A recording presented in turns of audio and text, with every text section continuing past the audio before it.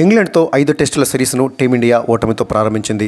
హైదరాబాద్ వేదికగా ఉత్కంఠంగా సాగిన తొలి టెస్టులో విజయం దిశగా సాగిన భారత్ చివరకు ఓటమికి తల ఉంచింది. 231 పరుగుల లక్ష్యాన్ని ఛేదించలేకపోయింది. ఇంగ్లాండ్ స్పిన్నర్ల ధాటికి 202 పరుగులకే కుప్పకూలింది. 4 రోజుల పాటు సాగిన ఈ మ్యాచ్లో తొలి 2 రోజులు పూర్తి ఆధిపత్యం చెలాయించి పట్టుబిగించిన భారత్ చివరి 2 రోజులు మాత్రం పేలవ బ్యాటింగ్, చెత్త ఫీల్డింగ్తో తేలిపోయింది. ముఖ్యంగా 4 తప్పిదాలు టీమిండియా ఓటమిని శాసించాయి.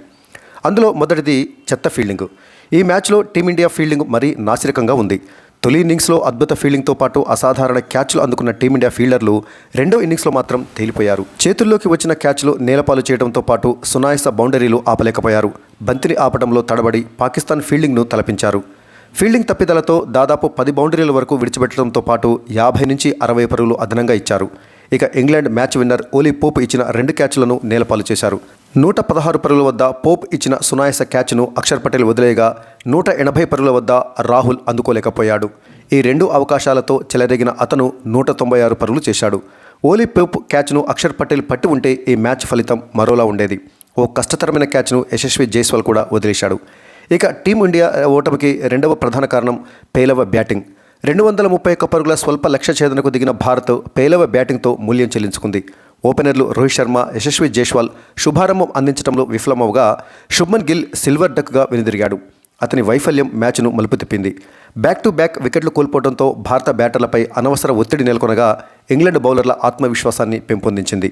బాధ్యతాయుతంగా ఆడాల్సిన శ్రేయస్ అయ్యర్ తీవ్రంగా నిరాశపరచగా రవీంద్ర జడేజా రనౌట్ అవ్వడం టీమిండియా కొంపముంచింది. దీంతో లోయర్ ఆర్డర్ కొంత పోరాడినా ఫలితం లేకుండా పోయింది. శుభ్మన్ గిల్, శ్రేయస్ అయ్యర్ చెరో 20 పరుగులు చేసినా ఫలితం మరోలా ఉండేది. ఇక టీమిండియా ఓటమికి మరొక కారణము అక్షర్ పటేల్ను ముందుగా బ్యాటింగ్ పంపడం.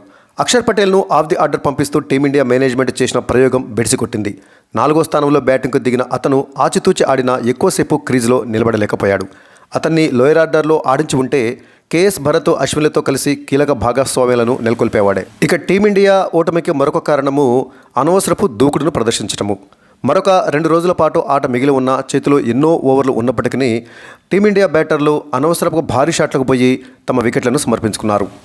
టీమిండియా తొలి ఇన్నింగ్స్లో 3 బ్యాటర్లు శతకాలు చేజార్చుకున్నారు. టాప్ 5 బ్యాటర్లు 6 లేదా 4 కొట్టబోయి అవుట్ అయ్యారు. దూకుడుగా ఆడాలనే ఆలోచనతో పేలవ షాట్లతో వికెట్లను పారేసుకున్నారు. దీంతో టీమిండియా 100 పరుగులు తక్కువగా చేసిందని చెప్పవచ్చు. టెస్టు తరహాలో బ్యాటింగ్ చేసి భారత్ మరింత ఆధిక్యాన్ని అందుకుని ఉంటే ఫలితం మరోలా ఉండేది. భారత తొలి ఇన్నింగ్స్లో బ్యాటర్లు యశస్వి జైస్వాల్ 80 పరుగులు, కేఎల్ రాహుల్ 86 పరుగులు, రవీంద్ర జడేజా 87 పరుగులు చేసిన సంగతి తెలిసిందే. ముఖ్యంగా తొలి ఇన్నింగ్స్లో భారత బ్యాటర్లు అవుట్ కావటం అనేది వారి నిర్లక్ష్యపు షాట్లే కానీ ఇంగ్లాండ్ బౌలర్ల ప్రతిభ కానే కాదని చెప్పవచ్చు. సో తొలి ఇన్నింగ్స్లో కొంచెం జాగ్రత్తగా ఆడి నిర్లక్ష్యపు షాట్లు కొట్టకుండా ఉంటే 500కు పైగా పరుగులు వచ్చి ఉండేవి. సో మొత్తంగా తొలి టెస్టులో టీమిండియా ఓటమికి ప్రధాన కారణము బ్యాటర్ల వైఫల్యము, చెత్త ఫీల్డింగు, అనవసరపు ప్రయోగాలు అని చెప్పవచ్చు.